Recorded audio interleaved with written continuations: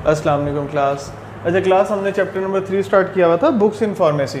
इसमें ना हमने सबसे पहले एक थोड़ी सी एक चीज़ देखनी थी। ऑफिशियल बुक्स में हम देख रहे थे कि हमारे पास एक थर्ड नंबर पर जो बुक दी हुई है वो है ब्रिटिश फार्मास्यूटिकल कोडेक्स, जिसको हम BPCB कहते हैं। अच्छा, ये जो बुक है ना 1903 में रॉयल फार्मास्यूटिकल सोसाइटी ने ये बुक को इंट्रोड्यूस किया था। ठीक है, इसके अंदर कुछ हमारे पास मेथड्स दिए हुए हैं जो हमने डिस्कस करने हैं। उससे पहले थोड़ी सी इसकी हिस्ट्री देख लेते हैं। Royal pharmaceutical society of great British realise the importance of another pharmacopoeia, यानी कि उनको ना एक इम्पोर्टेंस रियलाइज़ हुई कि यार एक जो हमारे पास BNF है या BPC है उससे हमारे प्रॉपरली काम नहीं हो रहा, तो हमें एक इसकी ब्रिटिश फार्माकोपी कोडेक्स की भी ज़रूरत है। ठीक है, which is specially made for medical practitioner and dispensing pharmacist. अच्छा, मेडिकल प्रैक्टिशनर कौन से होते हैं? ये जो हमारे पास फिजिशियंस होते हैं, डॉक्टर्स होते हैं, ये भी हो गए। इसके अलावा जो फार्मासिस्ट जो डिस्पेंसिंग कर रहे होते हैं उनके लिए भी कुछ चीज़ों की ज़रूरत थी, तो वो हम देख लेते हैं क्या क्या है रिगार्डिंग द डिस्पेंसिंग मेथड। एक तो सबसे पहली जो इंपॉर्टेंट चीज़ है ना वो है डिस्पेंसिंग मेथड। मेडिसिन को डिस्पेंस करना एक बहुत इंपॉर्टेंट तरीका होता है, एक बहुत इंपॉर्टेंट है और एक क्रिटिकल मामला भी है। सॉरी, क्रिटिकल नहीं कहेंगे हम इसको, सेंसिटिव कहेंगे। क्यों?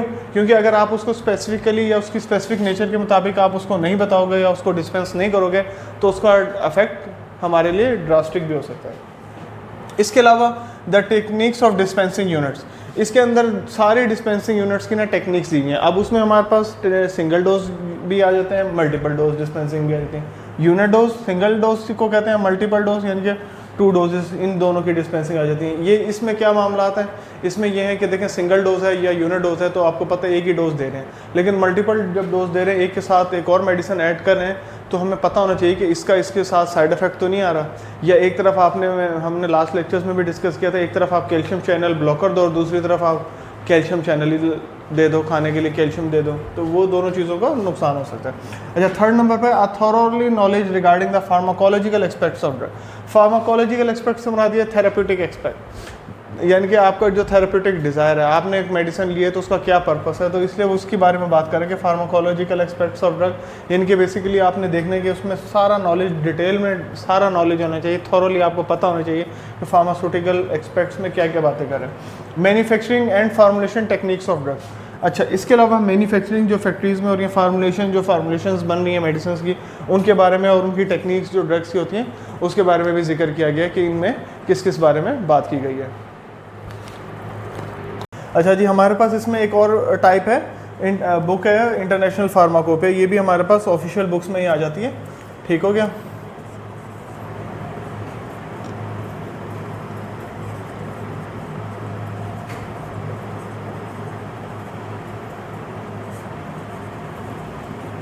इसका नाम है इंटरनेशनल फार्माकोपिया।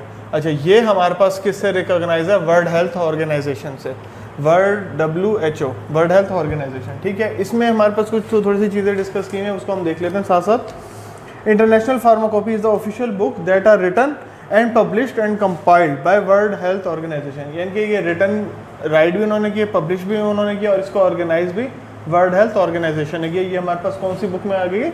इंटरनेशनल फार्माकोपिया में आ गई। अच्छा जी, इसके WHO is a sub name of United Nation that are concern with the health education and other health problems. ठीक हो गया। इसके अंदर कुछ इंटरनेशनल फार्माकोपिया के अंदर ना कुछ हमारे पास वो फॉलोइंग इन्फॉर्मेशन दी हुई है, हम ज़रा उसको देख लेते हैं। सिंपल सी इन्फॉर्मेशन है। सबसे पहली चीज़ तो इसमें दी हुई है इन्होंने pharmaceutical technologies technique for the development of drug, यानी कि इसमें हमारे पास नई टेक्नोलॉजी है, कुछ टेक्निक्स हैं। दो चीज़ें ये हो गई, डेवलपमेंट ऑफ ड्रग किसके लिए रिलेटेड? ड्रग्स के डेवलपमेंट के लिए। Drug formulation and manufacturing process, इसके अलावा जितनी भी ड्रग्स की फार्मुलेशन हो रही है, मैन्युफैक्चरिंग हो रही है, इसके बारे में इसमें डिस्कस किया हुआ है। And controlling the quality of medicine, सबसे इंपॉर्टेंट चीज़, हमारी जब तक मेडिसिन की क्वालिटी इंप्रूव नहीं होगी हमारी मेडिसिन सेल नहीं होगी, इसलिए इसमें हमारे पास controlling the quality of medicine के बारे में भी डिस्कस किए हुए। तो ये थे हमारे पास कुछ पॉइंट्स इंटरनेशनल फार्माकोपिया में। दोबारा से इसको देख लेते हैं। ये हमारे किसने ऑर्गेनाइज किए? ये हमारे पास वर्ल्ड हेल्थ ऑर्गेनाइजेशन है कि इसमें सारा डाटा पब्लिश्ड है, रिटर्न है और ये अप टू डेट नॉलेज है इंटरनेशनल फार्माकोपिया में। ठीक हो गया। Thank you so much.